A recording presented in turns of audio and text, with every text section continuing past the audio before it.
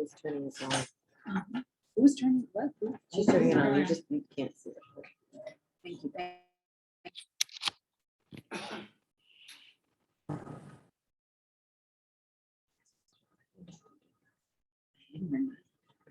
I decided to go natural. Aside from I'm solo on duty tonight, so I got the phone.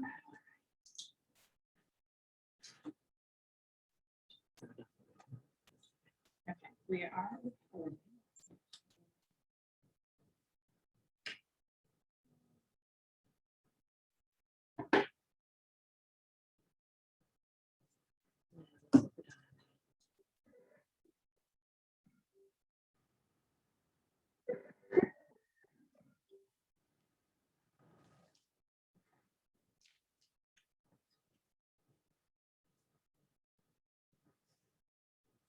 That's the owl.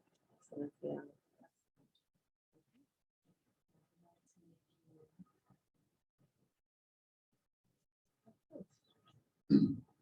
So we don't have a job interview if you don't have your own camera. Yeah. And your own. it's neat though, because it's all of your voices. I'll bring my,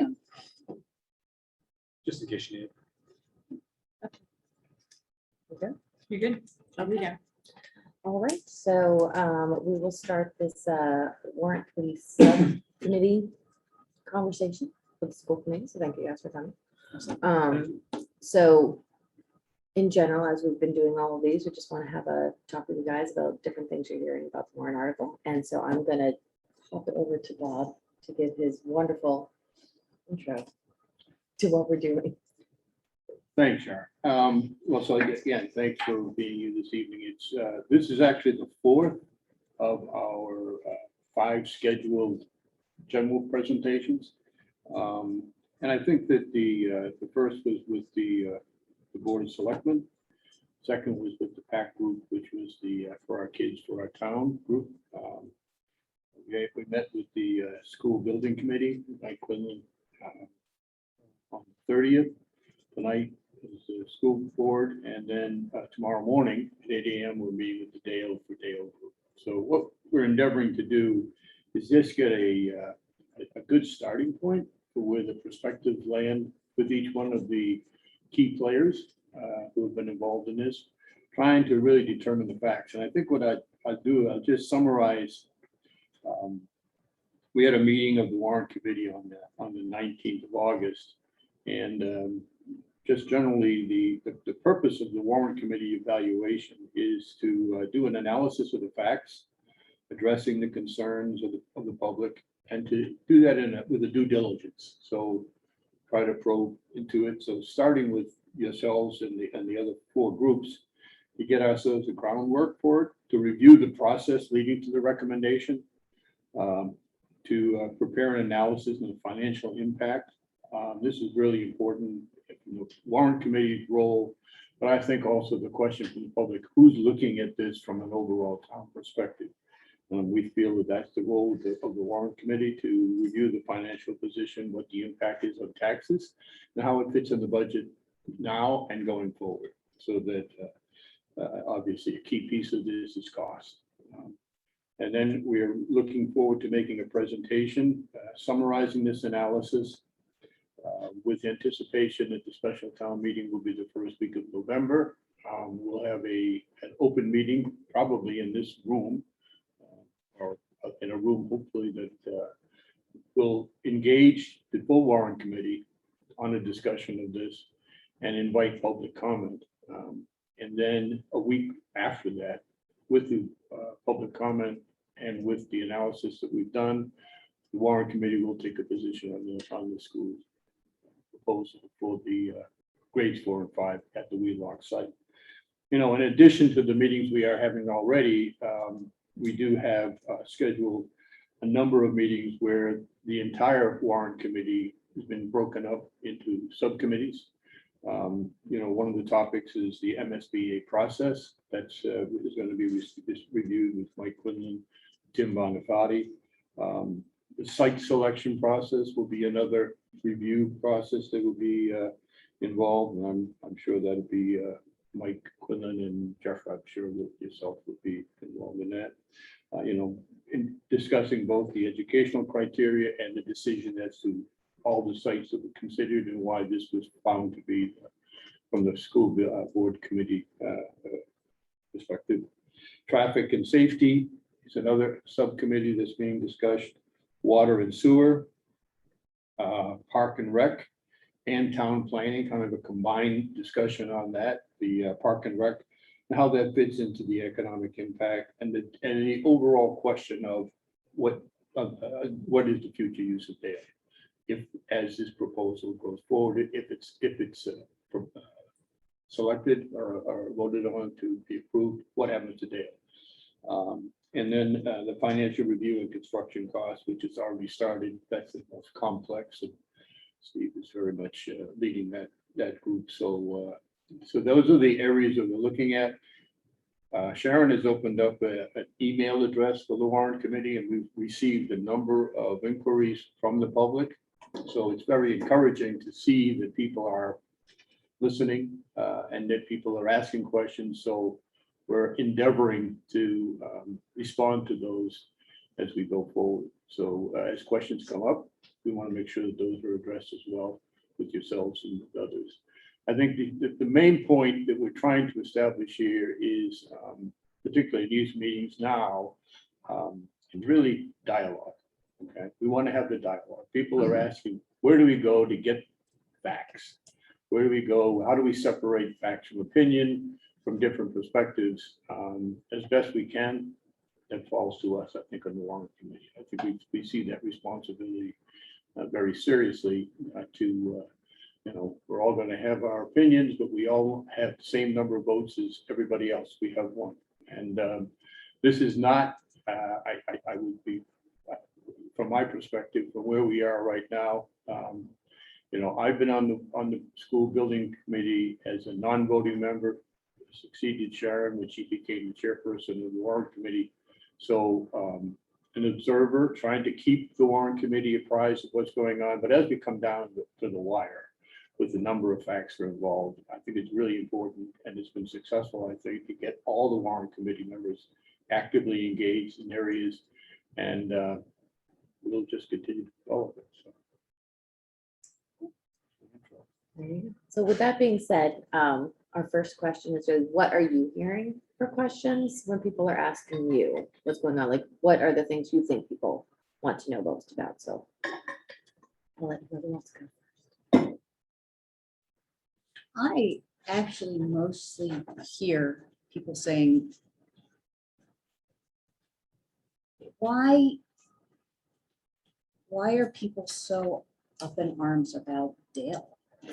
What is it that is so drastically bad about Wheelock that there is this very strong kind of set of voices that feels like Wheelock would be the worst thing that could possibly happen to our town for the next 50 years?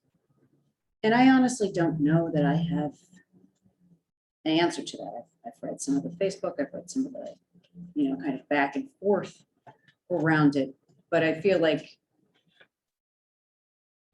my feeling more is less, oh yeah, like there could be a really serious problem with Wheelock. It's more about, I can't figure out what the advantage to be at Dale would be. But at the same time, that is not the school committee's decision, right? The entire educational plan is like a watch with gears. And when you have one part of education and the plan around being able to solve something that people have complained about for a very long time, which is that there's this dichotomy between wanting our kids all in one grade, but really abhorring the process and the inefficiencies of having to cross town, of having to switch kids from teachers and communities every 2 years. The real problems there are with kids across the board, not just kids with special ed needs or educational needs, But the real problem with kids, all of whom have different learning styles, and we are supposed to be teaching to each individual child while we teach to a class.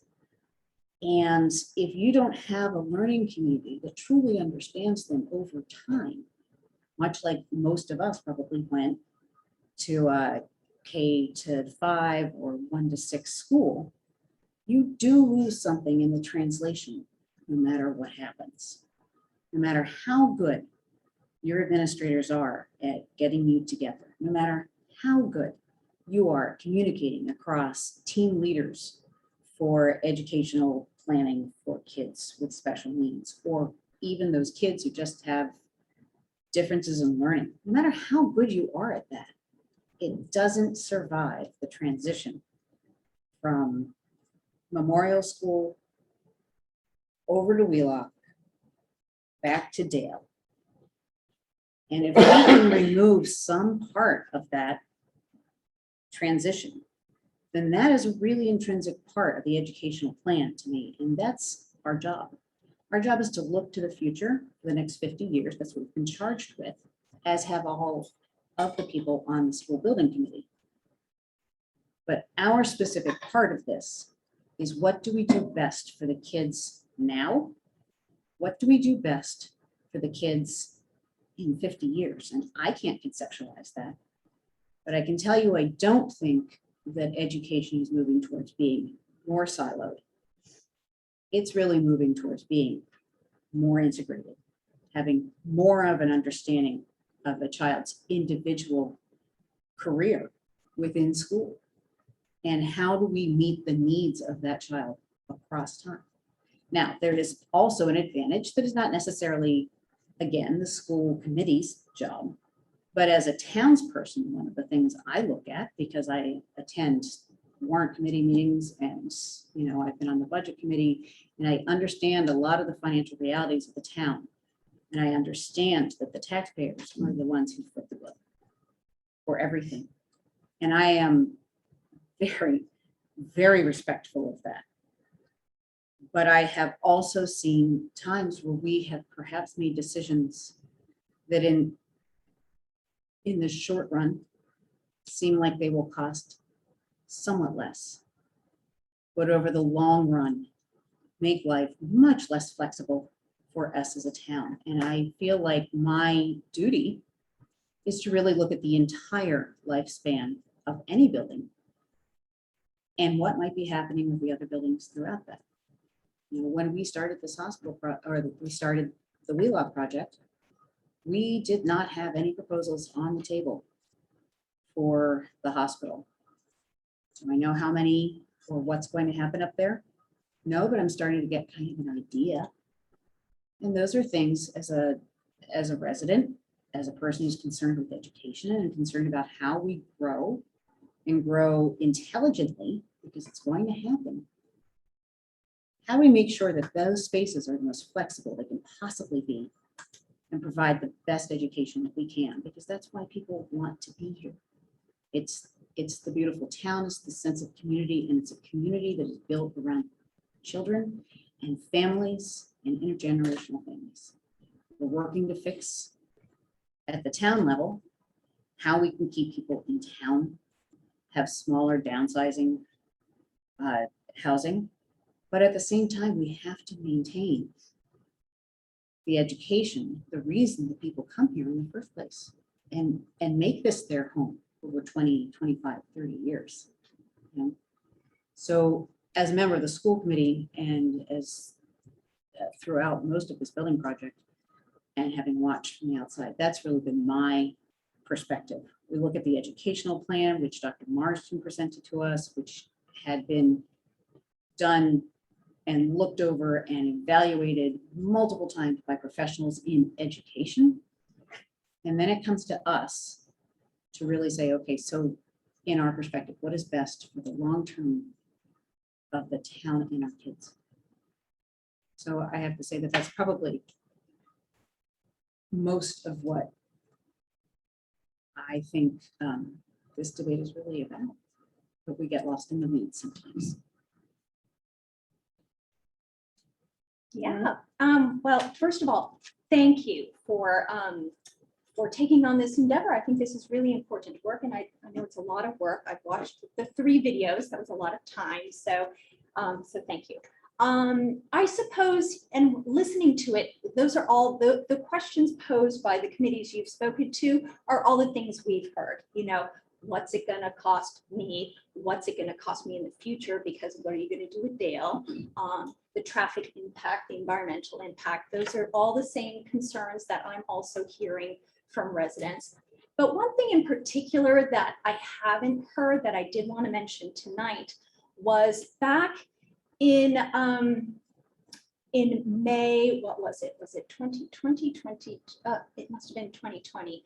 We did a survey, and over 850 people took that survey. And within that survey, there was a percentage higher that voted for a 3-4-5 school versus a 4-5 school. You know, the questions was, you know, would you like a 3-4-5 school, a 4-5 school? I need more information, or I don't, it doesn't matter to me. You know, so the largest was we want a 3-4-5 school. And then the second tier was I need more information. And then for the site selection, more people did choose the Dale site, yet it wasn't large enough in terms of conclusive results, because the next one, I believe, was I don't have enough information as well. So that was still early on in the game in terms of before we were doing our deep dives. And I know there's been a lot of, wait a minute, you know, the town has spoken, you know, we want that site. But I do want to point out that we just didn't have all that information yet. We didn't start going through the weeds and, you know, excavating through all the details. So, and I want to point out again that, you know, of that survey, more people wanted the 3-4-5, but I think as Dr. Marsden said at the SBC Warrant Committee meeting, we had to make the change. So I think, you know, maybe revisiting if that's necessary, because I do see a lot of that, and I've heard a lot of that from folks, is what happened to that survey? And what were the results of that survey, which are actually posted on the website. Looking at them right now on the website. Yeah. So it is there. And I wish there was more context around that. Just on that, if you have it up, what are the percentages? So I think I've heard like 38. For which one, Steve? The site or? The site, yeah. So was it 38 that wanted Dale? And what was the percentage of need more information? Yes, hopefully Jeff can get that. And Obviously, the combined need more information and WeLock was 62%. yes. I prefer the new school be located at the existing Dale Street, 37.63%. I prefer the new school be located at the existing Wheelock property, 24.75%. I don't have enough information, 22.86%, almost a quarter. And I have no preference, 14.77%. thank you for looking that up. Okay, that's helpful. Yeah.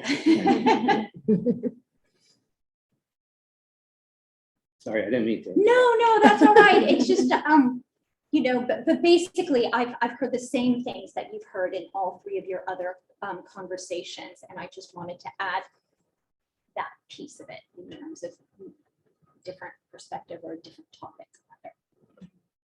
I know I mentioned it last week, but the thing that I hear a lot of is what's taking so long.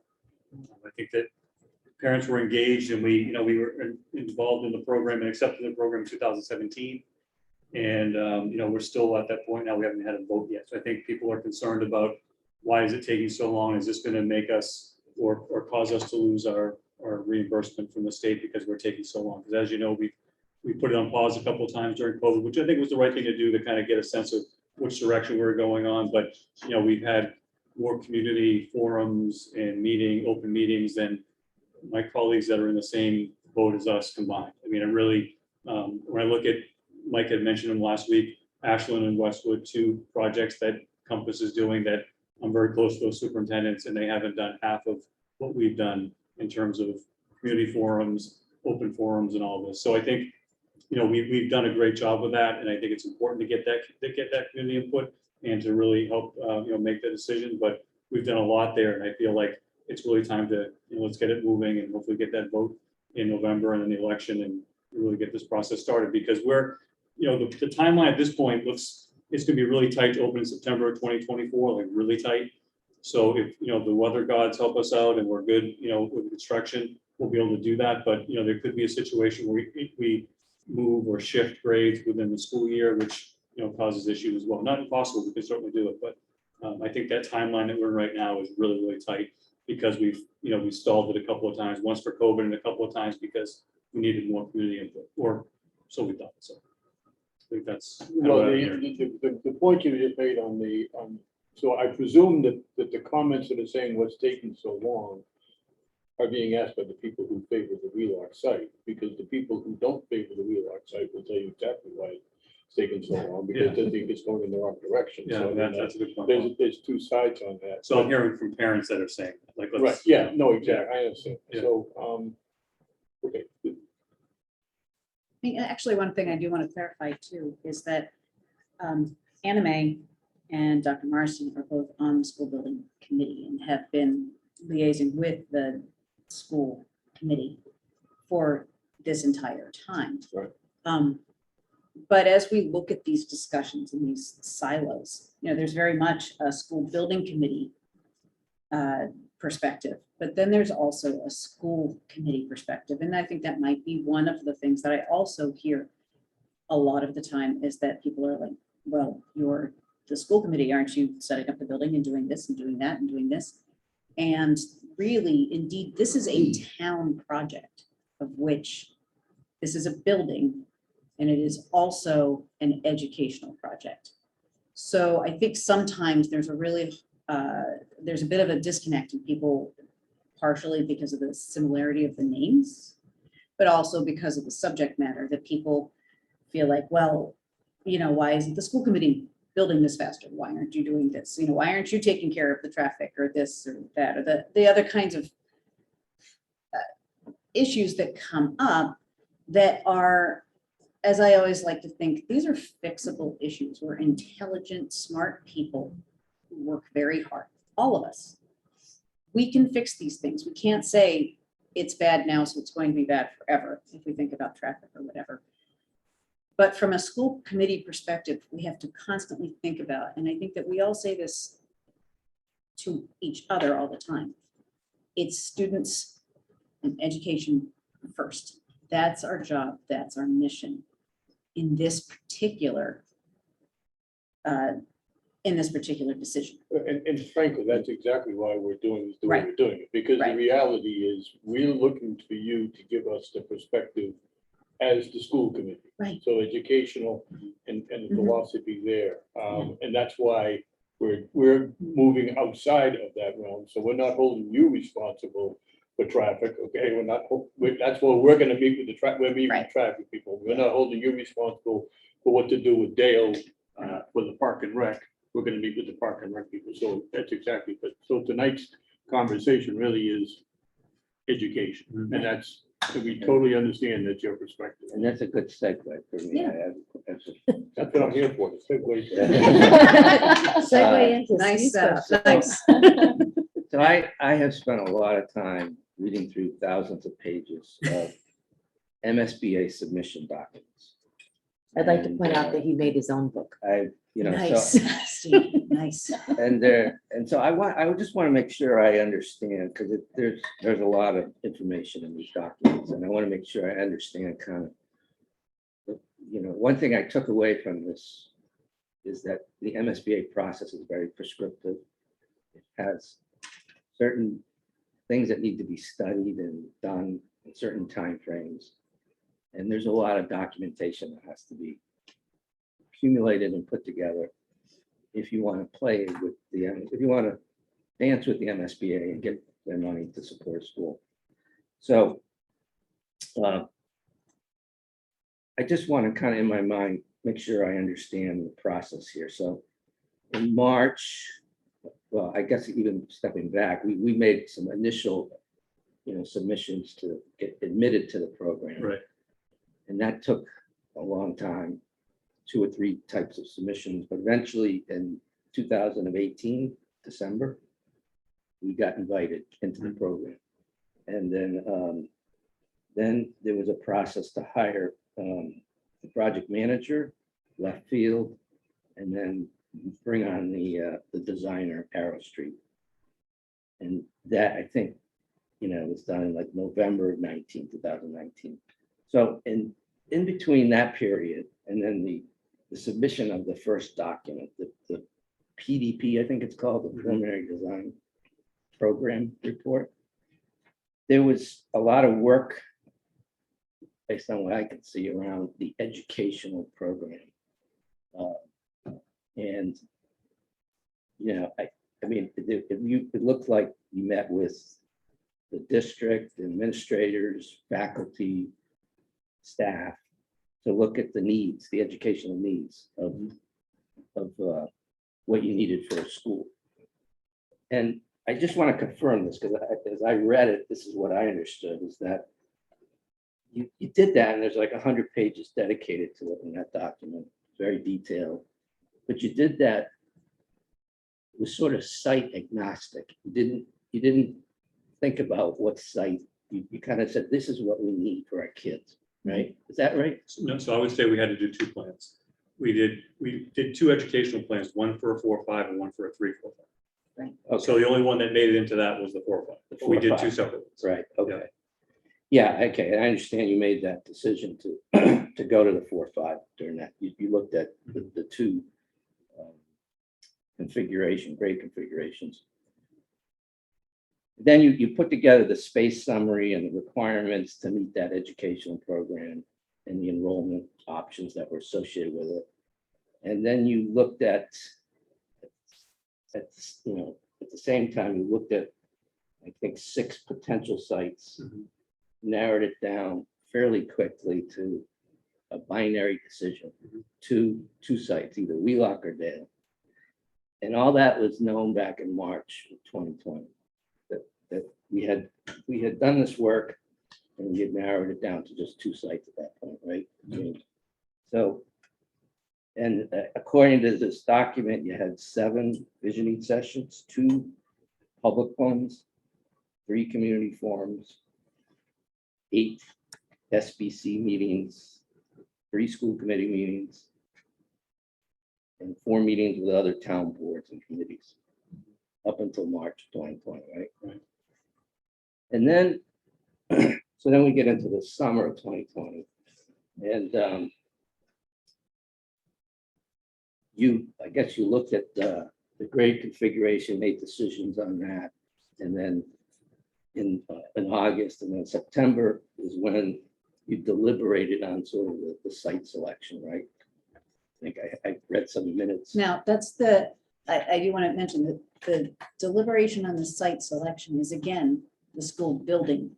The school building committee. Right. So that's So- when it got to the anime. So the and school Leo, right? committee Okay. deliberates entirely on whether we accept the educational plan, which at that point had been kind of narrowed down to Wheelock by the SBC as Yeah. well. And I have to say that I was frankly relieved that it was at Wheelock. But we did not have a specific say into, well, I think it should be Dale, I think it should be Wheelock, I think it should. Right. No, because it all leads, the educational plan, the need for the space, the improvements that might need to be made, the best way to look at it holistically, both from a town perspective and the education perspective, ended up leading to the selection of Wheelock. The start of it. So was at the that educational point, requirement. yeah. So it's not that, we're not listening, or that it really is all one whole. Yeah. The educational plan leads to the site selection. And those requirements around education, when they had the binary choices of the 2 sites, they took those requirements and they ran through a series of options Yes. of what building configurations would look like to fit the requirement. Every option had to have 26 classes. You know, all the STEM, the media, you know, whatever those requirements were for educating our kids. Every option had to have them in, right? So Mhm. regardless of what shape the building was in, it all had to have similar footprint or similar square footage, as well as the same type of number of classrooms, number of other spaces for cafeteria, you know, it wasn't like, it was sort of apples to apples. Everybody had the same option, right? Okay. I just want to understand Yeah. that, so. And if I remember correctly, there is a, you know, and I'm sure you've seen it, you've obviously read this, but there really is like a rating sheet within the submission to the MSBA around all saw of the that. sites, right? So there was one that was second best, and there was one that was best in the independent decisions and then the collective decision of the school building committee. Yeah. And Dale was second best. Could we have a school at Dale? Sure. Would it cost less? I have no idea. I don't think any of us know, because that's not something that we're considering right now. We're considering Wheelock. Wheelock is the choice right now. But we also, you know, it's just not, just doesn't think towards the future in the same way that So we let need to. let me ask you a couple of questions. Yeah. Because that's to that point. In the analysis, so I'm gonna just kind of go over basic memories, because, and I'd like to get the feedback from the school committee and from the school philosophy and the teaching. Because several areas where the school building committee deemed Wheelock more the preference. Okay? It's a preference, right? As you said, can we build a school at Dale? Yes, because we have a school at Dale, so certainly could. But one point was the disruption to education during the construction period. So I'd like you to speak to that. The other piece is the space. So yes, you could build the building on this property or that property, either one. There's enough acreage to do it there. But if you built it on one site, it would be very constrained. If you built it on the preferred site, there's more space available. And then in that framework, it gives you the outdoor classroom, which I'd like to hear because there's a lot of conversation about, oh my goodness, we're paying all this money to put bird cages out, you know, on the walkway. I mean, it just responding. No, I completely understand what you're I'm not talking asking you to about. respond to that yet. No, I'm no, just saying, this is the Yeah. feedback we're Bird getting, okay? cages. What Got are we it, got doing, it. you know? Why do we need that? Why, you know? And I think that the concept of collaboration and coordination came afterwards, really. That's really not the school building committee's decision, right? To say it's more collaborative, right? Well, it is to some extent. But you get feedback because you have school committee members on the committee. And I You know also have Mike principals and and you have education. individuals, and you have the principal, and you also have individuals who know the industry. But the Yeah. fact, I think the disruption and the Tim Bonafati is, it doesn't fit. Okay, so that is his perspective.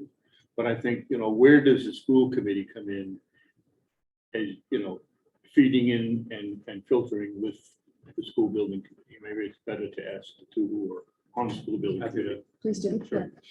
So the disruption piece, I think that's a really important part of why Wheelock is a better site. I think if you're in a situation, which I've been in as a principal, where there's building on your site and there are kids in school and there's construction going on, it's incredibly disruptive to the learning process. And in this particular case, based on what our architects framed for us, is that we would have to have almost a modular school made up of modulars out in the yard, where we'd have to be moving kids back and forth. So as one part of the building got done, another part was demolished, we'd have to move kids into a separate part, into another modular. And that would have to go on for 3 years because it's an additional year to do it over at the Dale Street site based on the demolition and all that. So, I mean, given the fact that we're talking about kids that just went through COVID, because these kids that went through COVID as preschool and kindergarten, will be the kids in that building. And then we're going to disrupt their learning process again. As I said to the teachers on opening day, if you think it's annoying when they're cutting the lawn outside your classroom during the day, wait till the bulldozer goes by and they're knocking things down. Like, that's why it's just not a great site. It's not good for, it's not good for teaching and learning to have that there. And there is no swing space in the district. I think we've had that conversation. We kind of proved that to be a false assertion that we just have, room, we can just throw kids in it, Wheelock and throw kids in it at Blake. It doesn't work that way, and it won't work that way. So in order to have the swing space, it would need to be modular, and that's an additional cost to the town as well to put the modulars in. And I did a project of 6 modulars, again, as a principal. There's footings, it's not just dropping a trailer there. There's just a lot of stuff going on that needs to take place. By the way, I will add, which I was going to tell you guys tomorrow night, because we have roof issues at the current Dale Street right now, and we have a space that we use for Mandarin instruction in other classes, we can't hold class in there. We have a modular coming outside. This will be from the parking lot, and then next week or the week after, just to hold Mandarin classes in there because we have no space in that building.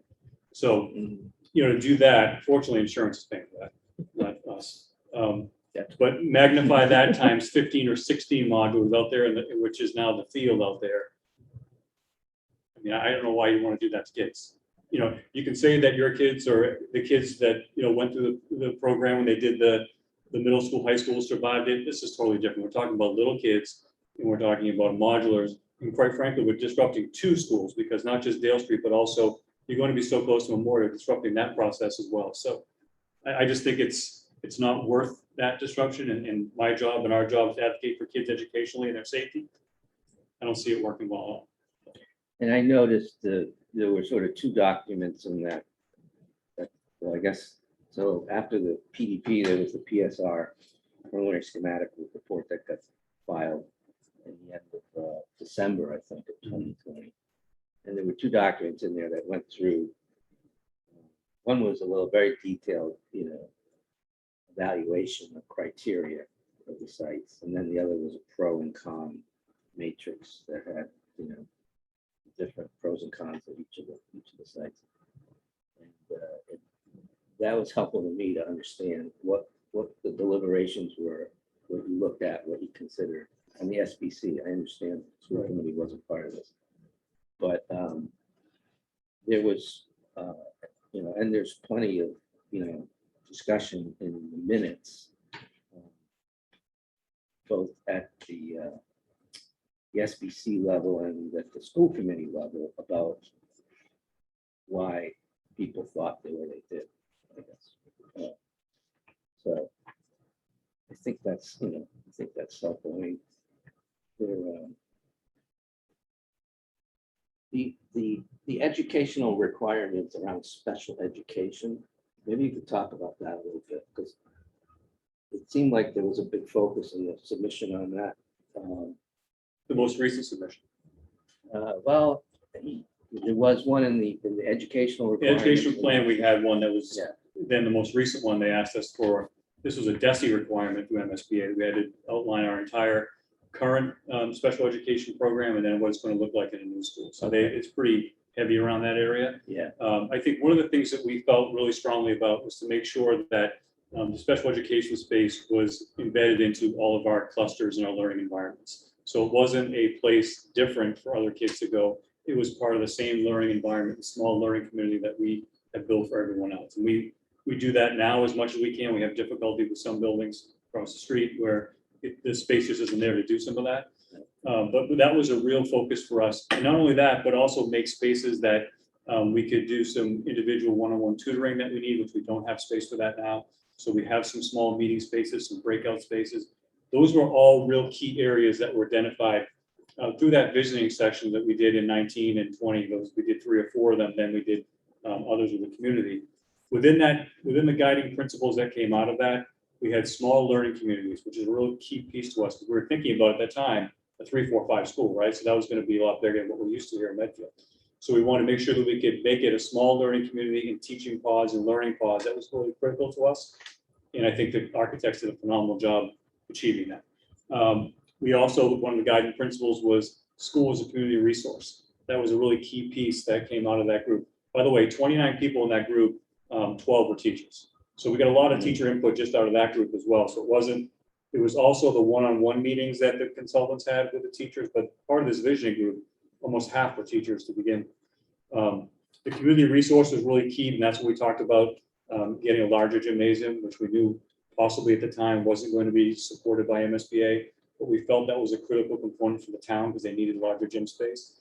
We thought that putting a larger stage was important because we could have community use of that as well. That was important. So in one hand, we could fit all of our kids that are in the music program because it's so popular and successful, but also we could use it as community space outside of school. We thought that was important. The Can flexible- you just, can you Sure. elaborate, not elaborate, but just clarify that? So the largest stage is to accommodate the size of the music program. Absolutely. So the current stage is too large for the current music program? Too small, yes. Yeah, it's too small. I think that's an important point because, again, people. And go we off- can't and leave- I'm go not- on I'm that not gonna we bring can't up the stage. comments, So but Bob, the- right but now- The reality is if it's built with a current space requirement, then, it's not a lot of, it's not really a lot of It's not space. that much more. The biggest space is the gymnasium. And I Right. think that's one Right, that that's will a come lot in bigger. with the community discussion. And And I I think think also they- just, I'm sorry to interrupt, Sure. just to clarify, the stage is in the cafeteria. Yes. It's a cafetorium. Yes, The it is part of the cafeteria. cafeteria. We're all There's going to not, know. my understanding, there's not a separate auditorium. No, it's part of the cafeteria. That So, was a question we got. that So people were essentially, confused about that. yeah, I don't think, it's not like, Broadway productions are going on in here. It's a cafeteria with a stage that's, I think, 32 or 34 inches high off the ground.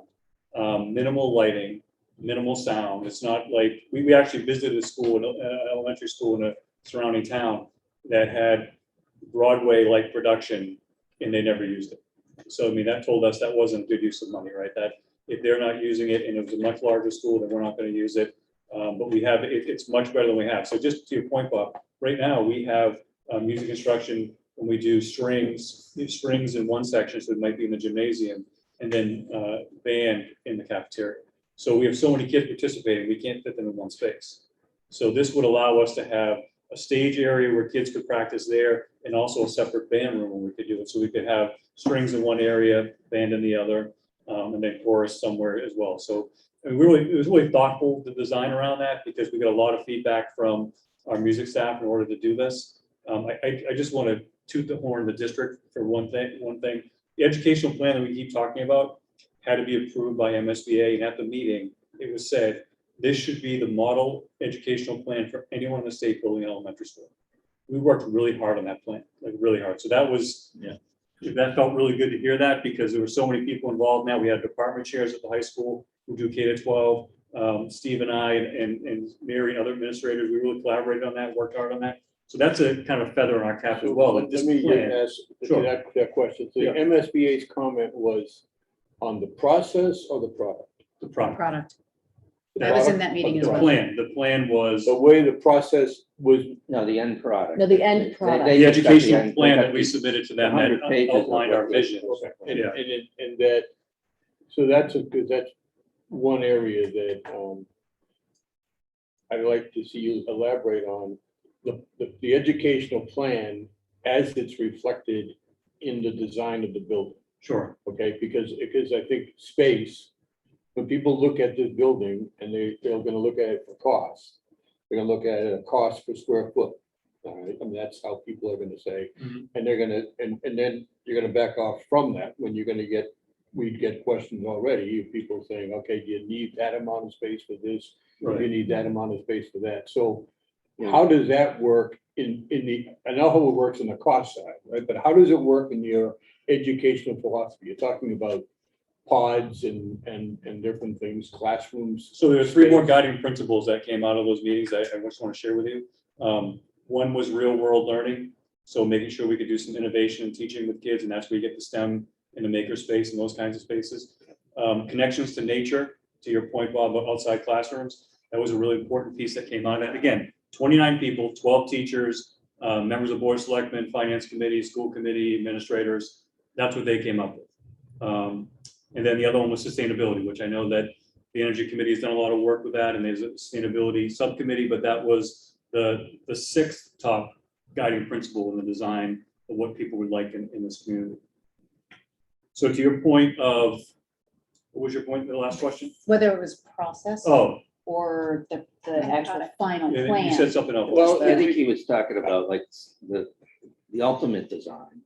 Oh, how it Ended up relates to being the like educational plan. pods. Yeah, and I'm gonna, and just to put in because I am learning as we go through these meetings, but the first meeting with the selectmen, one of the selectmen said, okay, I've been through this process, I'm gonna paraphrase, but he said, I've been through many processes of design. And he says, you get a group together and they all put their best case wish list together, all right? Yeah. And they come up with the perfect that everybody wants, and then you build it and you get a cost that's too high. So can you, Sure. yeah, I think you probably heard that. and you- Yes, I did. And he- On a because- number of Guy. different. Because, well, the irony about that was that he was a part of this 29 people that made some of these decisions. So that was kind of his piece. Okay. It was.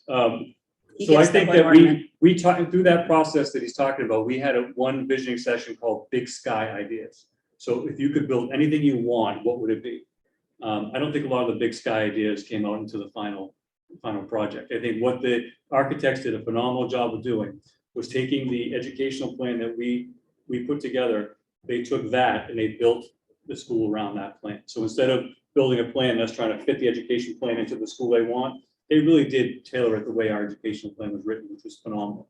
The breakout spaces, the project-based learning, all those key areas that we thought were important for our kids going forward for the next X amount of years.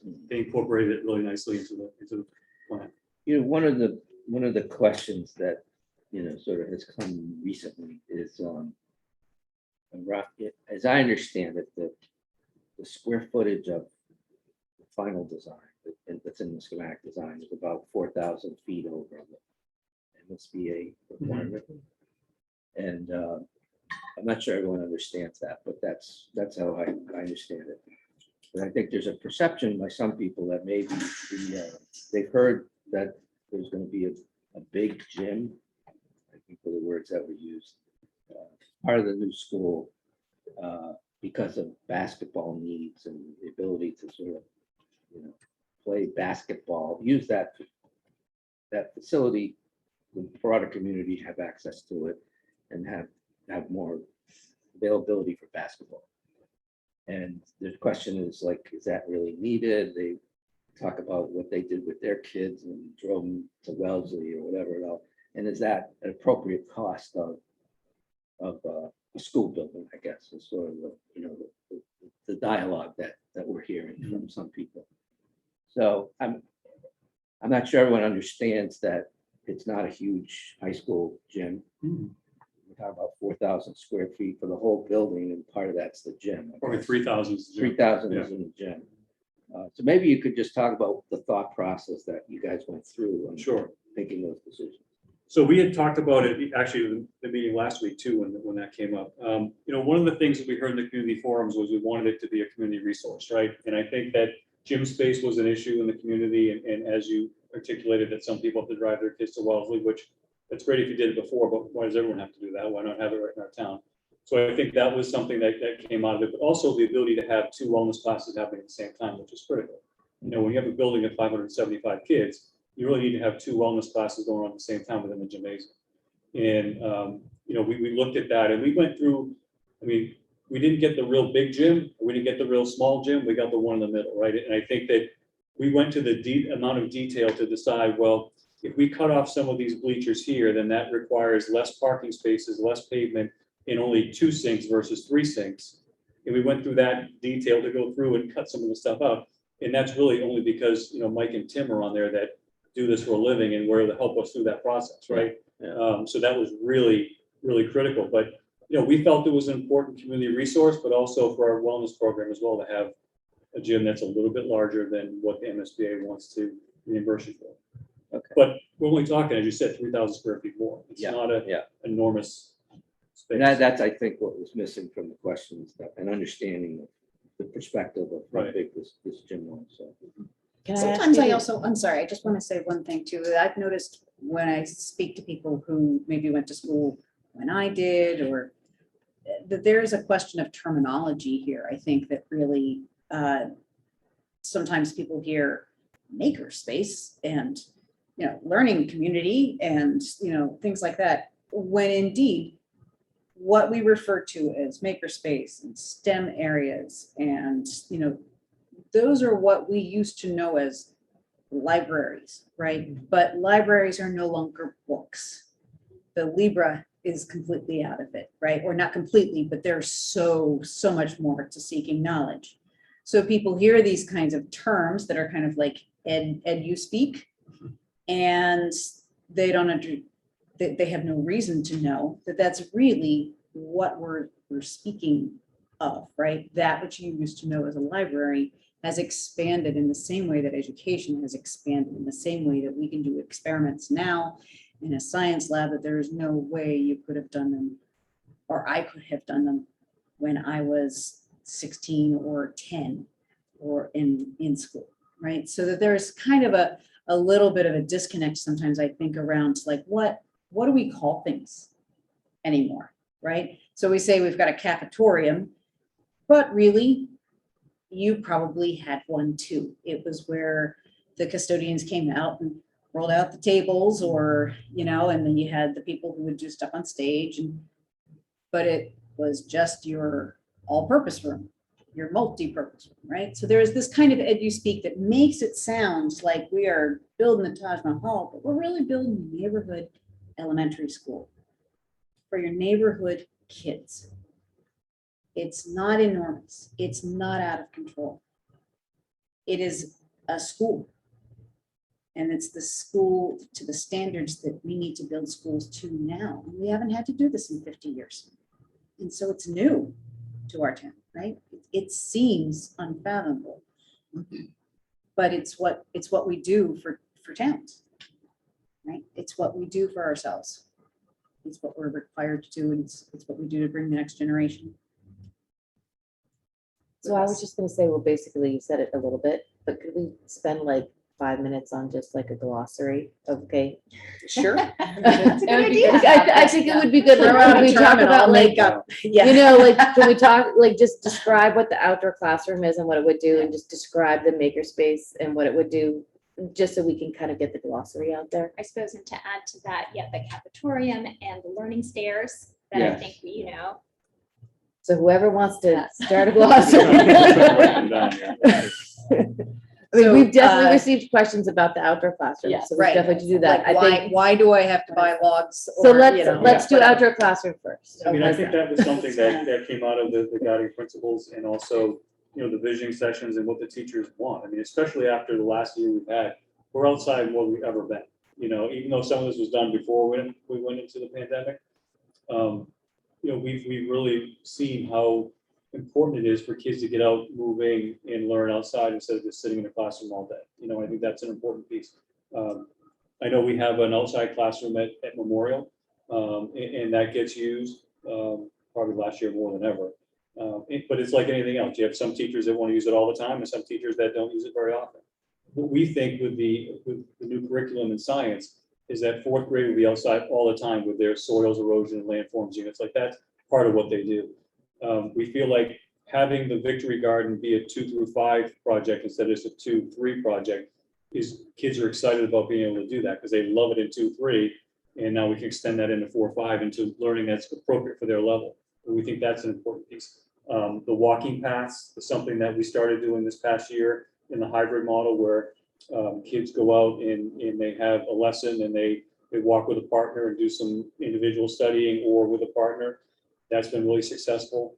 I think it's where education is going, outdoor space, and that's another reason why the Wheelock is such a great place to have that school, because if we were able to build a school over a day, we wouldn't have any of the space to do any of that. Sorry to interrupt.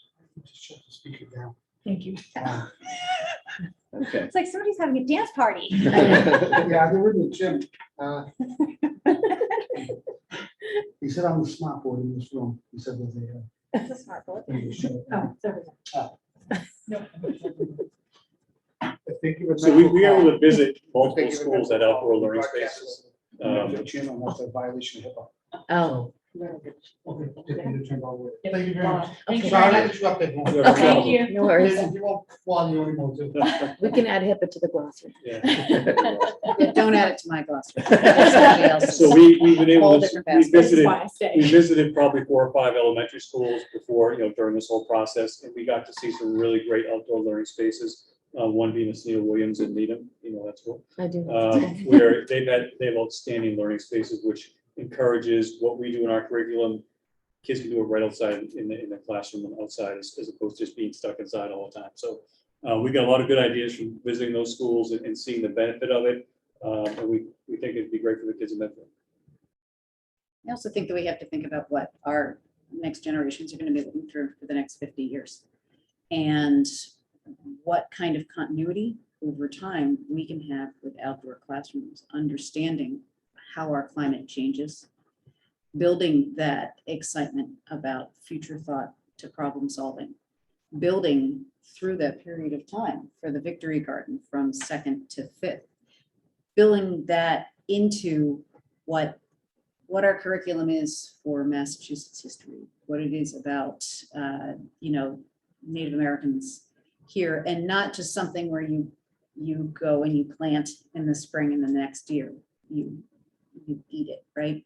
How much more can we do with that kind of space that really engages kids in that exciting part of understanding dirt and worms and climate change, and how in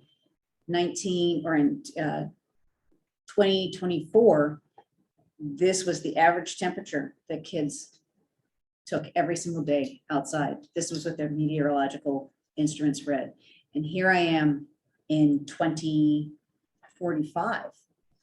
And how much different is it? And have we been able to bring that down? And how does the building help us with our emissions? And how do we help our community by recycling? There's so much more to this than simply like, and then we have an outdoor space and the kids are going to go outdoors and just, and that's what we do now. And I guess I It don't know. really is about learning and involving that community. But I also think it's part bringing joy to the day. I mean, Yeah. how many of us sit in an office all day long? Right. And you just want to go outside and just breathe. And I hope we can connect to that element just on a purely human level, that our kids want to be outside. And if we can be outside and learn, and they're finding joy in the day, that to me is a win. Absolutely. And I think there's some misunderstanding of what an outdoor classroom is. It's not some big expensive area where, Not that It's there's all- a structure. yeah, per it's not se. a structure, it's just a space. And I think maybe Just we the have to do a space that better we job of make it. communicating that, And I the other, think- and the other thing I think maybe some people are confused about is that they sort of have a view that there's not enough time in the day in the curriculum of classes to go outside and do that. But just talk about how teachers integrate the outdoors into their programs and education and That was- different subjects. Steve, I was at Wheelock today, and there were 2 3rd-grade classrooms outside doing their lessons. I mean, they had snack outside, so instead of going back in, they stayed outside, and they one was doing language arts, one was doing mathematics. I mean, it just naturally takes place. The kids don't care. I mean, they love being outside. Yeah. So you don't have to have a whiteboard all the time, or you can read with a partner outside and have a discussion as a class just as well as you do inside. So it's those kinds of things that teachers do, and they're pretty creative with that kind of stuff. It's not. I think people might be thinking that it's like set up like this, a classroom with tables and chairs and birdhouses or whatever you were talking about earlier. It's space. It's just space to be outside, and that's what people want. The space to be outside. Maybe a bench, maybe a few chairs, but an area where kids can go, feel comfortable, teachers can teach, and they can work together and collaborate. I mean, that's what we're looking for. Makerspace. I define makerspace. Makerspace. So Shop. kinda, kinda. Right? How do we learn? So it's really taking design thinking and design learning where you can do some innovation and design around products. So there could be a challenge that people have We used to call it kind of like the invention convention. We were in school, to invent kind of thing. This is a time where kids, and they do it at Dale Street now, whereas sometimes they're in a library, sometimes they're in the makerspace, where they use the design thinking process to solve a problem, to create something new, to improve whatever is happening in their classroom right now, to make it even better. And the kids come up with that. So they work together, much like you would see in a business in the private sector now, where there's an issue, there's a problem, let's get the team together and figure it out. Which we know that's the important skill that kids need to have. So that becomes part of their learning in our makerspace. So if you go to the makerspace in Dale now, there's lots of stuff. There's boxes, there's paper, there's tools, all kinds to make things. If you go to the one in Blake, it's a real mess over there, but it's great in a good way. In a good way. I mean, there's stuff everywhere. There's glue guns and there's wood, there's yarn, there's everything you could ever want to do whatever making or problem solving you're doing. And that's what we want kids to be doing, not just sitting there passively receiving information. We want them to problem solve and be able to do things. And that's what the makerspace. So that's something that's probably the last 5 or 6 years become really popular in schools. I think if you look at what's the name of the Most Likely to Succeed, that movie that came out, that entire school, that high school was based on makerspace. And I think that really started the craze, education, where people said, we can incorporate this into the instruction we do now without revamping our entire curriculum. I think that's what, we'd like to do. We do it already at Dale, but having a really good space to do it in the new place would be wonderful. Anybody else have a different class reading? There was one that you had. Oh, the learning That stairs. was- Okay, yeah, learning I was stairs. gonna ask Okay, that. what are learning stairs? So I don't know if you've seen the photo, but. Yes, I have. Okay, so cool. And Jeff fill in, but if you need to, but essentially you can fit a couple of classrooms. So remember when you were the president of Dale Street PTO And and you I really have to was. bring that up. And I Sure. was in charge of booking all the entertainers to come into the school, like the Museum of Science or certain performers.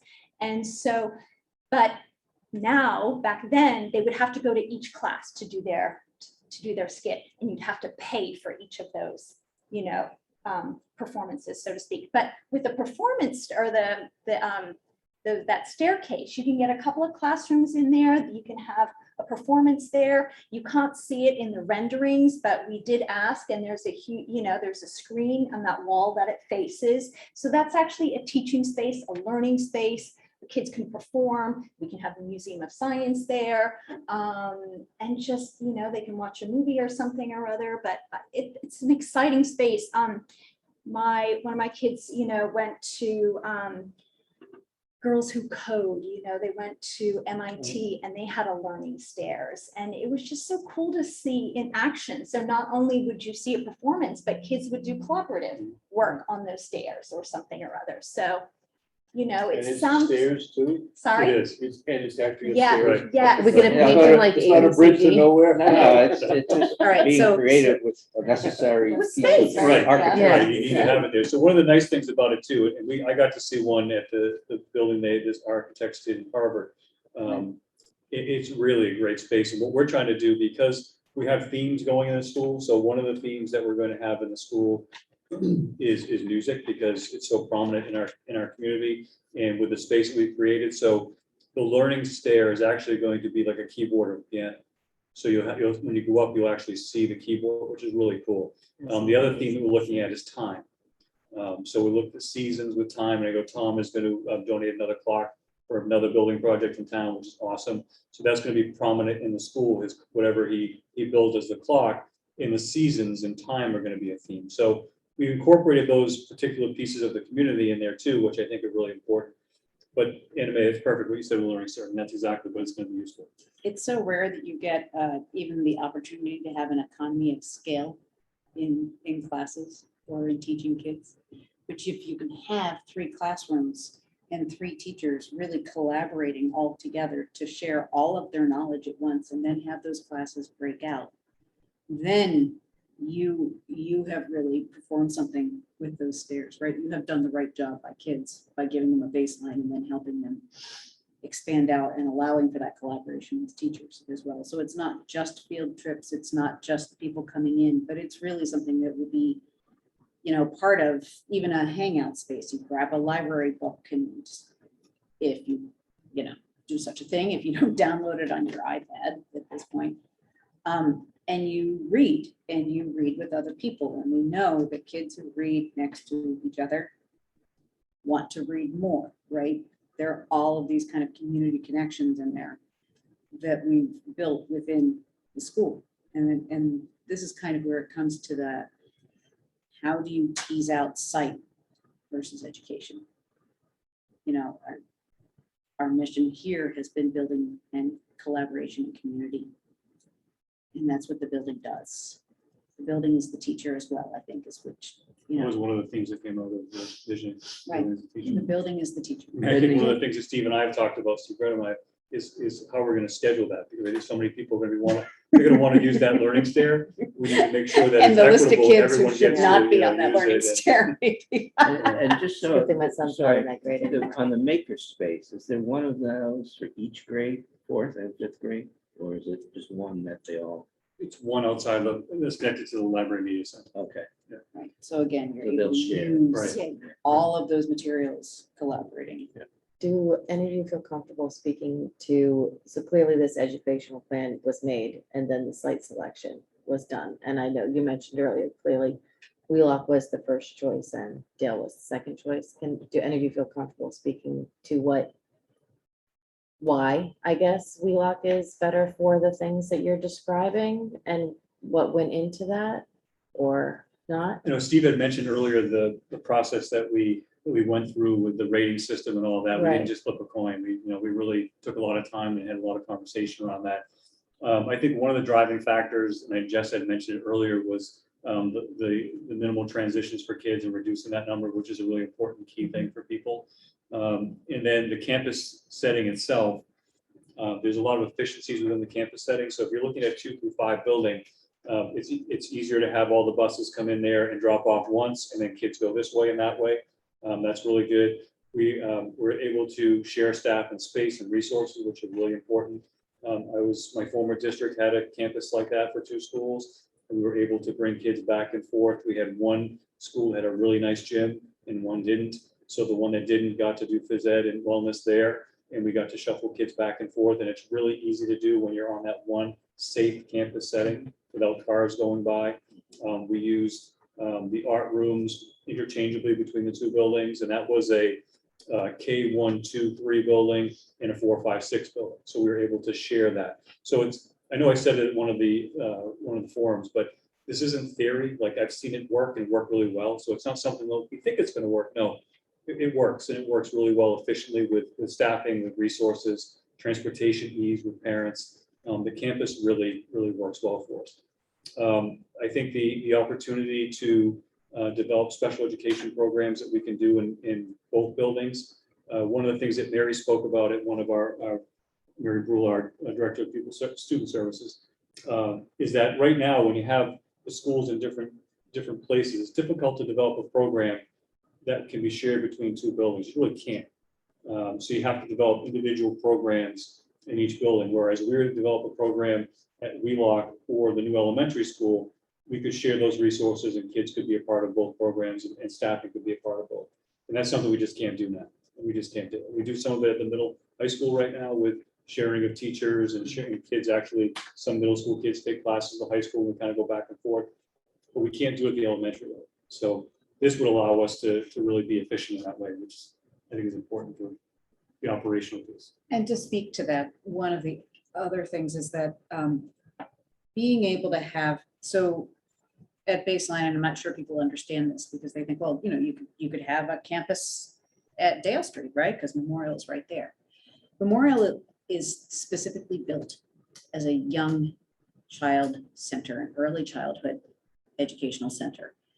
It has, the spaces are more specific to young children. The furniture, quite frankly, The the bathrooms. bathrooms, I was trying to avoid saying it, but I'm just going to have to.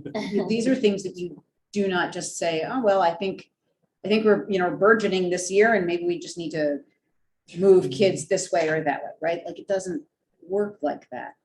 If you are able to have Wheelock and the new school in the same place, you are able to spread those resources for kids. You know, right now, Wheelock doesn't have the world's greatest PT space, no. But if you have a kid who needs PT, and you can use the PT room. Physical in the therapy there school, at the sorry, level. physical therapy. It's We're not glossing quite over glossary. that. But if you can have a kid who can work in a PT space that is modern, not, you know, like a lot of the time we just are so desperate for spaces that it's very hard to find places. When my son was at Wheelock, I think the PT space was behind Behind the the stage. stage, Yep. right? Behind. So don't miss it. Yeah. I think I've been back So there. you always wondered why there were just kind of these like big weird pictures there? It's because that was the space we had to carve out. No windows, back of an auditorium to learn how to do basic movement. Back of the How is that- cafeteria. Was Well, cafeteria. It's cafeteria, a multi-purpose room, as we used to say in the 70s. But think about how much more you can do and how much better you can feel about yourself and have the better resources if you are able to, even in that small example, have equitable distribution of services like that. Occupational therapy, speech, PT, any of these things, breakouts, really, like the more kids we can hit with this new building, with the resources, not just at special ed, but across the board, in an age-appropriate way, with that connection, I can't see that as anything but a win. So in the Wheelock location, is there any obstacles that you have to overcome educationally because of its distance from the downtown area, for the lack of access to downtown, of bicycle access? I mean, a number of things that have been raised. Not, I don't want to talk about the positives or the negatives, but just, so these have been raised, you know, you're gonna lose access to this, you know, people ride their bikes to this school. Are there any things that there must be something you're looking at Wheelock and go, okay, we're gonna have to overcome that. Are there any things like that? Well, I think one of the in things the that- current, excuse me, sorry, Sure. in the current fortified location that will not be available at Wheelock, it has to be overcome. Well, I'll just give one example, but I remember when my kids were at 4 and 5, and I have no idea honestly if they still do that because my kids were in 4 and 5 a long time ago. Like there was like a walking field trip that went into the cemetery and things like that. But I don't know if that was just my kids' parents. Did your kids do? Francis and Rachel. were Oh, they were together. Yes. So- The younger kids, I'm not. I don't know if Yeah, I'm not sure. I mean, Bob, I can't think of anything. I mean, I think one of the things that people forget is we actually have a school at Wheelock already and we survived pretty well. Right, I know, You know what I but the reference has been made that the 4 and 5 That benefit autonomy from and- coming downtown Yes. or. One Yeah, I thing mean, the that I think, sidewalks all the way up the street, so I don't know why kids in 5th grade couldn't walk all the way up. I mean, I don't understand that No, concept. you should know from your perspective. Right. Yeah, yeah, I right. don't see anything. I mean, I don't see anything. You know, if anything, there's there's the town hall, examples. the town hall local government, that's a Wheelock unit anyway. That's not even a Dale Street, so I don't know, that wouldn't impact that at all. They take buses up and they walk around town. Access to the library. Access to the Yeah, library. they have all that. Yeah. I mean, I genuinely, in my heart of hearts, I'm not concerned about our kids, you know, that by building a school at Wheelock, our 4th and 5th graders won't have that opportunity. I was one of those mothers where, you know, my oldest child, of course, you know, you have to wait till the end of the 4th grade. I need to make sure, but See, I feel- was the mean mother that never let my kids go downtown after school. I made them just come straight home. I was the really mean mom. My No, kids but didn't I, get but cell I phones get till it. 8th grade, Then so. there are sidewalks. These Yeah. kids can walk in 4th and 5th grade, you know, and we're big supporters of our local businesses, you know, and I think we want to continue that support, but I really do not believe that this is going to to harm them. The kids are still going to want that independence, so they can do that from Wheelock. But in addition, I just want to circle back to the original question about the site, what compelled us. And I know you've heard it because it was Mike Marcucci who really brought up originally that flexibility, if enrollment for some reason goes down, could we consolidate and not have 2 elementaries instead of 3 in the future? If the state mandates, full day kindergarten, we're going to have to expand Memorial. Could we do that if a Dale Street school was in that space? So I do think, we've heard it over and over again. We're building for the long term, so we do have to have that long-term view. And the flexibility, it was really huge for me as a school building committee member and also a school committee member, to think the hospital, the state hospital, what's going to happen there, so I just think we just have to have all that in mind. So, yeah. One thing I do have to say that I think is one of those possibly unintended positive consequences that I think people don't think about quite as much because we're so focused on 4th and 5th grade and the transition between 2nd and 5th through that kind of continuum.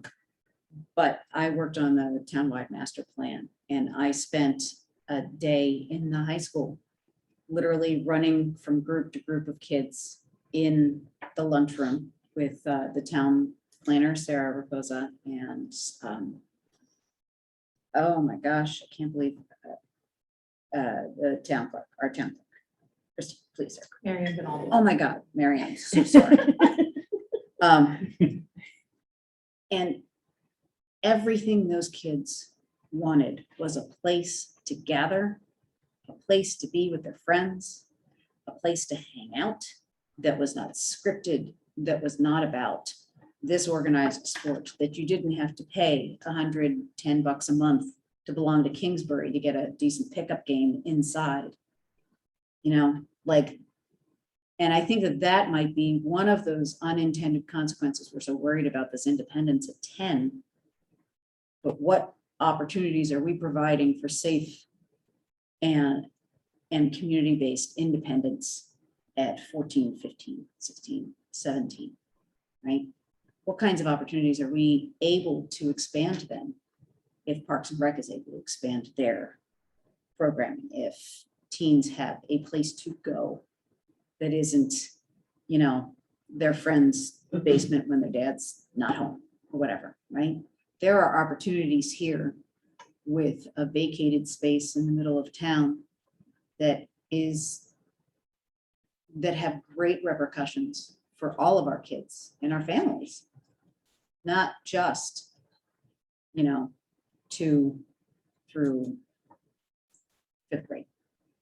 And I think that's one of the important things that we really need to also consider, what an expanded Park and Rec program, should that become the fate of Dale Street. And again, that rests in the hands of the permanent building committee and then us as the legislators of the town, right? All town meeting. But that's really important. But there is this one advantage that Dale Street could not provide for us at all, even if we could just build, a pretty good building. And we would be able to teach kids really well there. There's an effect across the whole town. I think that's So there's one element I do want to ask, and I probably maybe I'm asking too many questions. We need to let you No, ask a question at some my point. questions are being answered. I'm like, oh, okay. Go into the schools, all right? The enrollment issue, okay? That the enrollment now, we could talk about future needs and future growth and expansion and and I think you'll find out, but I think it's pretty clear that it is what it is if you want to go the MSBA route, okay? So my practical question to you is, a number of people say, what's the operating cost going to be of the future school? And how will the school committee, superintendent, control costs? So the old thing in manufacturing was, inventory grows to the space allowed, okay? So you have more classrooms than you need. How do you control that so that you don't increase costs to the amount of space that's provided? So one of the things that came out of, I know, one of our community forums is someone had asked, so are you going to now fill up that space you have, right? So are you going to fill it up with more teachers and have class size at 15? And that's not the intent. That's never been the intent. I think that we're probably going to open up in 2024 with a few extra classrooms, but that's a great opportunity for MAP to be inside that building.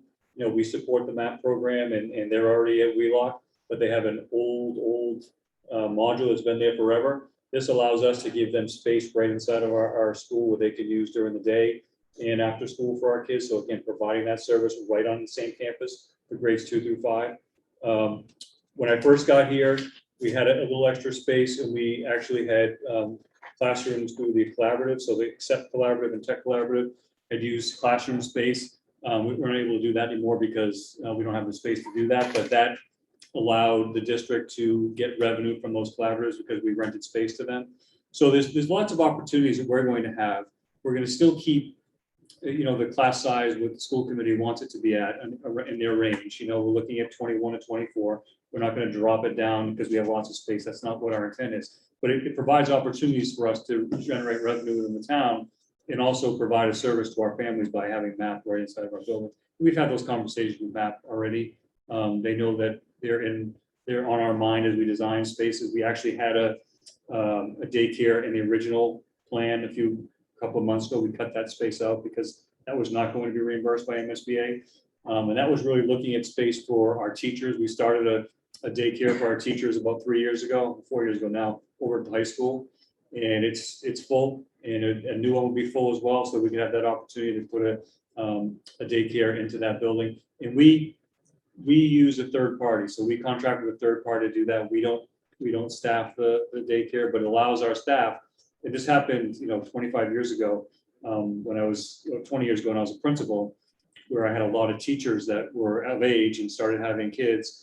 And we put a daycare in and it kept all our good teachers here, which is what we want to do, because they didn't have to think twice about coming back to work because they know at their lunchtime, they could run down and see their child and get right back to work as opposed to dropping them off somewhere, either near where they live or where they work and not seeing their kid all day. So we think it's a good thing for teachers having that space, and we'd like to continue that if we have open space. But if the MSBA could, because this is when there was conversation about combining Park and Rec with the school, Yeah, they would never. they wouldn't allow that No. because because it's specific purpose. Right.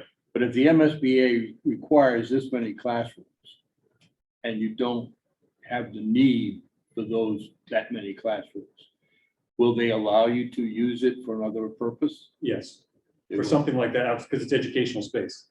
So we're looking at, MAP. working with collaboratives, MAP serving our own kids, that would be, it's not a whole separate department.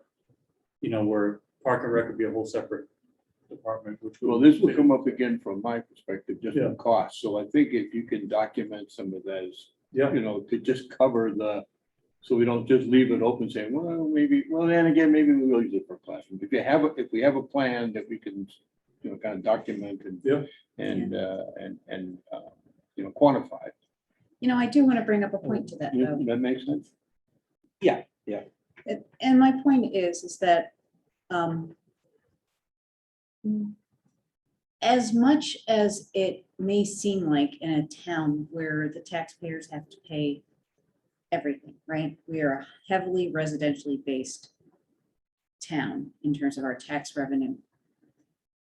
The school committee and the district, we're not profligate spenders. People who think that there's a kitty of money in there that isn't, that, people are just not willing to spend, and we're going to spend it for them and make it happen. We don't simply like a blob of jello grow into our space and what we think we can do, right? The MSBA requires that we have a certain amount of space to be able to expand, to be able to not incur immediate costs again with the MSBA. They're pretty smart too. They don't want to give out money twice in a year, twice in 10 years. And we will not do that either. We are, whether the community knows it or not, we are very conservative in our costs. And I I just think, go back to the famous saying, trust but verify. So- right, Yeah. exactly. And that is absolutely true. But I also think that we do need to speak to that perception sometimes, Oh. where people are like, oh, they're just gonna, they're gonna be able to run off and do all this. Wow. That is As a not our former aim. We all auditor, live I here say, too. In God we trust, everyone else we audit. But I do want to say that we are community members and we feel as strongly about not throwing money away, right? That we do not feel as community members that we have this great pot of money that we, We certainly don't, as a committee, And I ever don't think want you you guys to feel feel that that way either. no. But I do think that there's this perception. When I hear questions like, well, you're just gonna hire more teachers and stick more kids in there, right? That's what you're gonna do? No, we don't do that. Yeah. We work hard and Dr. Morrison and our business manager work hard and the warrant committee works hard. There's a whole, again, this cog-like, gear-like way that Medfield works, that there are these checks and balances by the fact that we are here tonight. And we're all answering just these here for fun. questions, Right? Thank you. I think Exactly. that was Yeah. helpful. Can I ask a question on a different topic? Because maybe I'd like to get maybe an answer from Jeff on this. The question that everybody wants answered is what happens if the vote fails in November? And so there's sort of, in my mind, there's like 4 options. The first one is that we do nothing and we just continue on operating the way things exist today. And that's the one I'd like to get Jeff's input on. The other 3 are we move forward without MSBA involved. And then, and I'm not a proponent of any, I'm not saying I'm a proponent of any of these, I'm just listing out what I view as options. The third one is that the vote is close and say it's like 64 or 65%, and we have 120 days to sort of try to revote it and get the required 2/3. And then the last option is if we're significantly under the 2/3, that there's we sort of drop out of the MSBA program, and then there's another initiative that starts over again to re-enter that program. And there's various opinions on how long that will take, right? But I'm kind of interested in what are the consequences of doing nothing? I'm just curious on your view on that.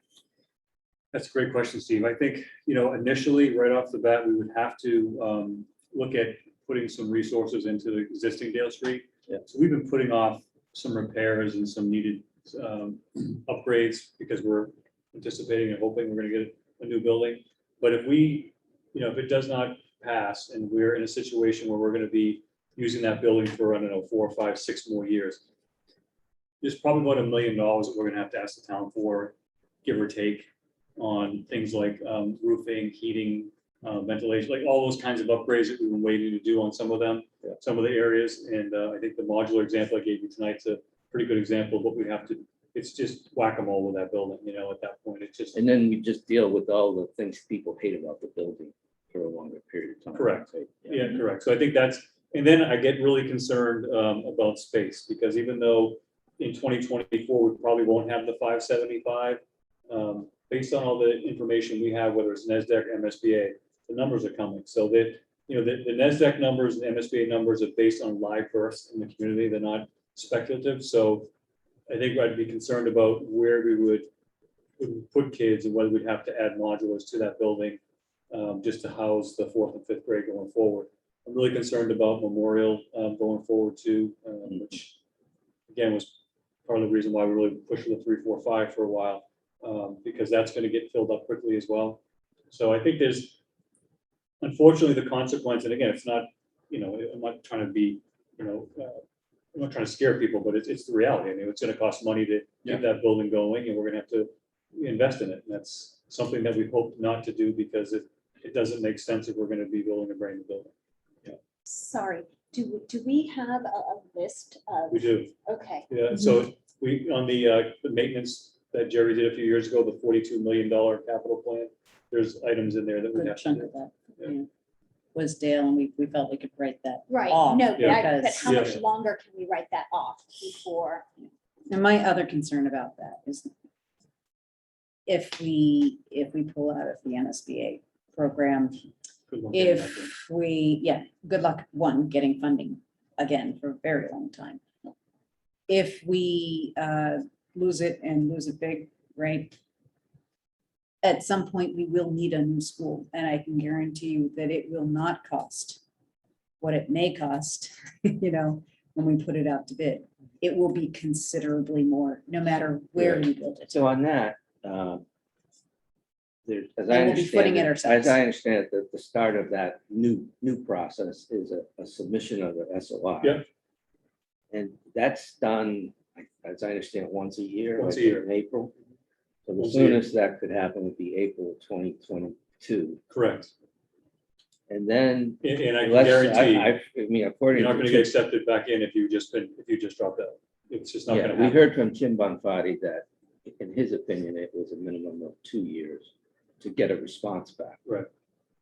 And then once you get a response back, my understanding is, let's say they accept us in 2024, then we need money at that point and time So the feasibility to study. Redo the everything. again. feasibility study, the PSR and schematic design piece of it. And I've been told, I don't know whether it's right or wrong, that takes at least, that could be up to 2 years, I guess. So you're talking 2026, I guess. Am I thinking about that Before a right? vote, yeah, Yeah. before a vote, absolutely. Yeah, okay. Then what if it's voted down again? Then what happens, really? Right. I mean, and the other thing is one of the really interesting kind of cognitive dissonance kind of problems I've had with this whole thing is if the SBC, the select board, the school committee, all of these folks, you will probably have far different people in several years than you have now on all of these boards. But what at that point would actually make Dale Street a better place than Wheelock is now? I mean, we kind of seem to have this assumption that if it fails, that we will go through the whole process again. It might take longer. It will certainly be more expensive.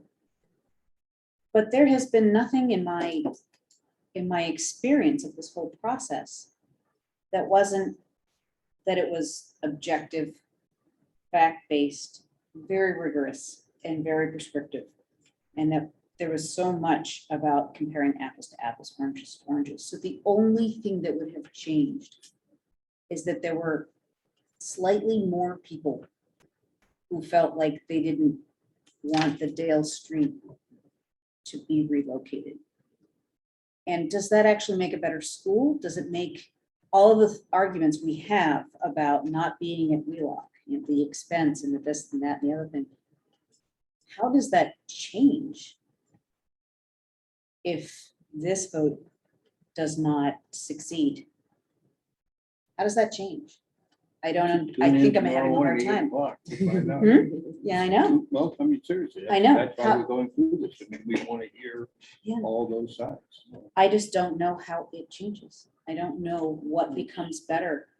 It's become public opinion as opposed to really rigorous Maybe investigation. Maybe tomorrow morning we'll get a better articulation. Maybe. Jill, do you have a question? No. We ask all They were asked, yeah. I mean, some of the educational opportunities for, I know, I mean, you touched on a little bit, I guess. Maybe there's more there. What are some of the opportunities to the town with the other schools by the project moving forward this year? And you talked a little bit about maybe being able to expand what's going on with Memorial, eventually we're gonna have to do something with WheeLock, but any thoughts around kind of the future there and how this, educational program that was born through the process, it's evolved and changed. How does that impact those particular schools? Go for it. Yeah, I think that, I'll just go back to what we had talked about earlier. I think that a 3, 4, 5 would have a much greater impact on the district if we went in that direction, because we'd be reclassifying and reallocating grades in the other buildings. So that provided an unbelievable opportunity for preschool and access for preschool for kids and all, but we're past that now.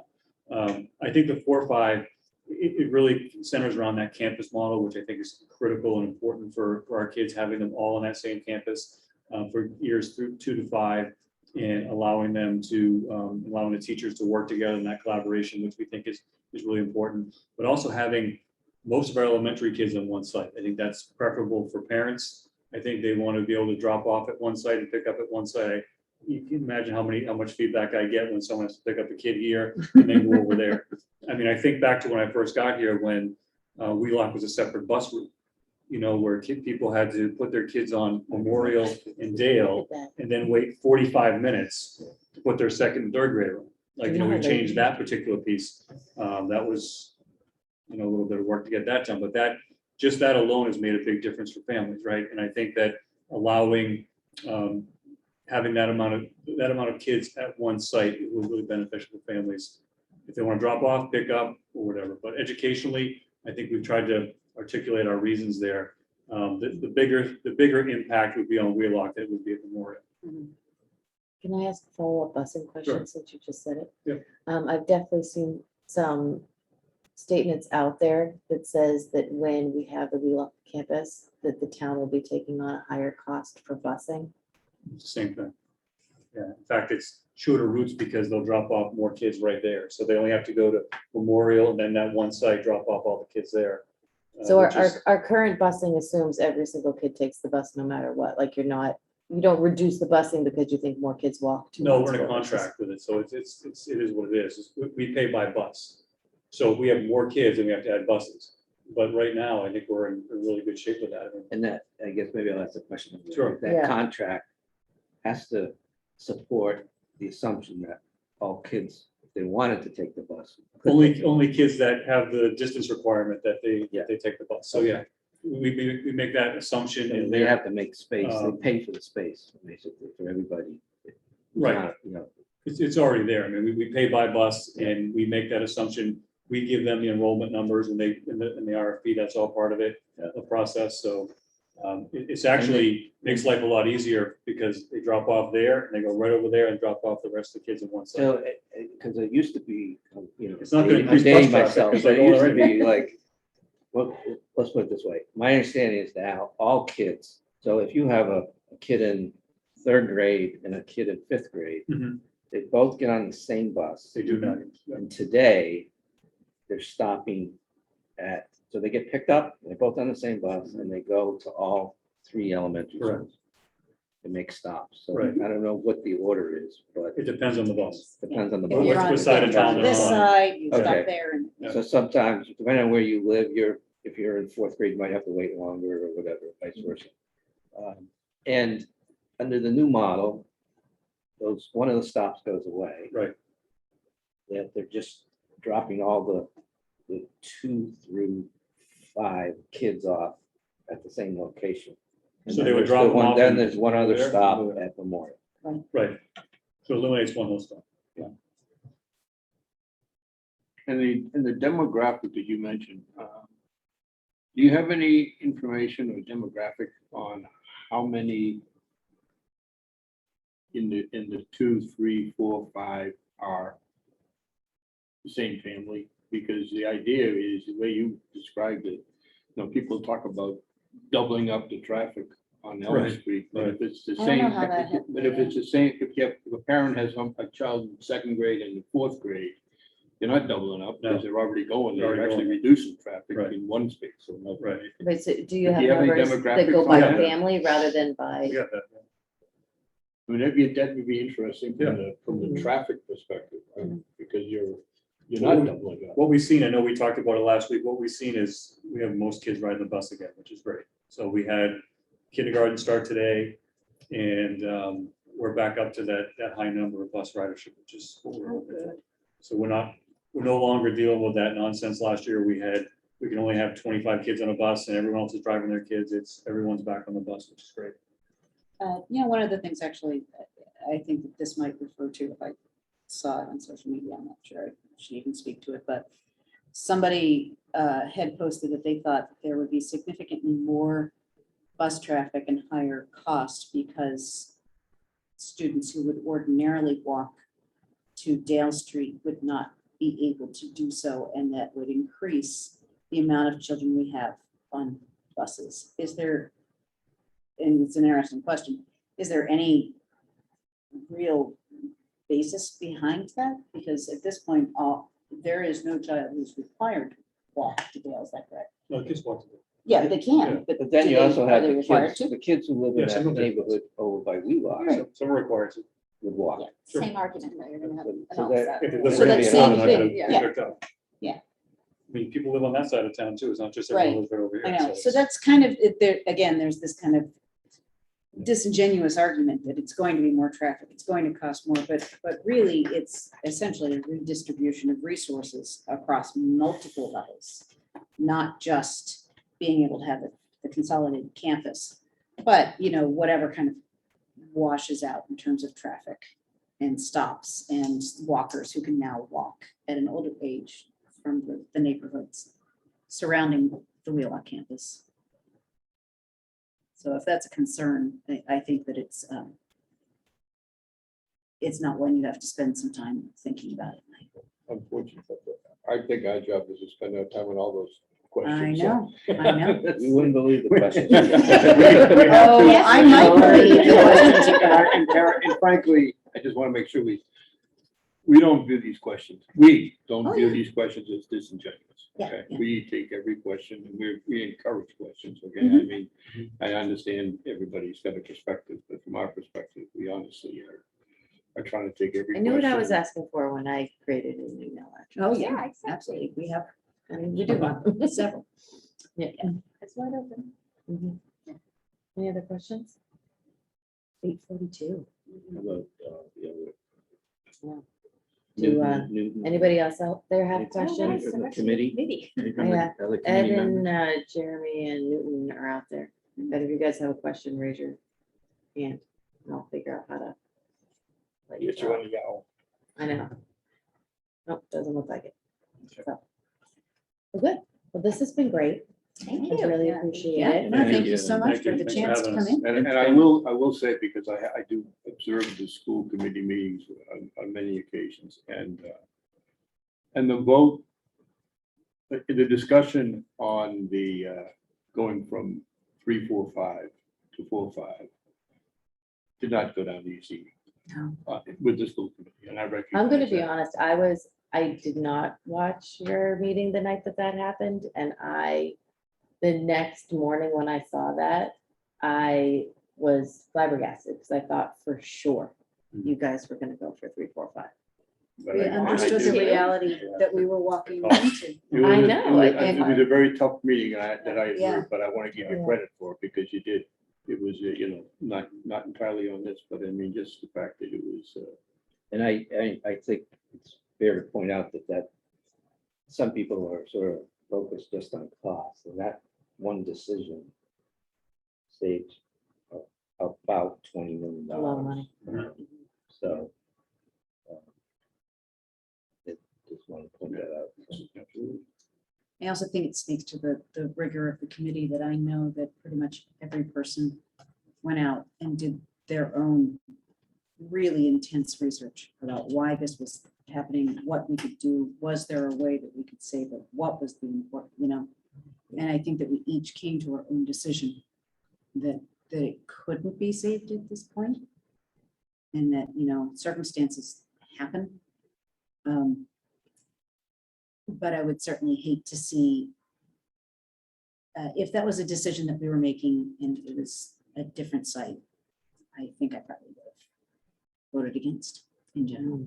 I would not have been able Those to. are tough conversations, but but would we've not had, have been able to support it. in 3 years that I've been in the warrant committee, and Sharon and you all deserve a lot of credit for this. It's been great progress in this, in the collaboration and working together. So this, and, you know, regardless, irrespective, I guess, of this actual, you know, special town meeting on the school building, the budget discussion on the operation will be just as tough, just as rigorous. It will be, and I Yeah, don't no know doubt what I about would it. do with. the I have winter. to- wouldn't want it any other way, Anyway, right? that's right. Okay. We probably should do your favorite motion. Motion to adjourn. Is that a second? Okay. Jill, Yes. Bob, Yes. Yes. and I vote yes, and we are out. Thanks Thank you very very much. much. Thank you. So much Appreciate it. appreciated, yeah. Thank you.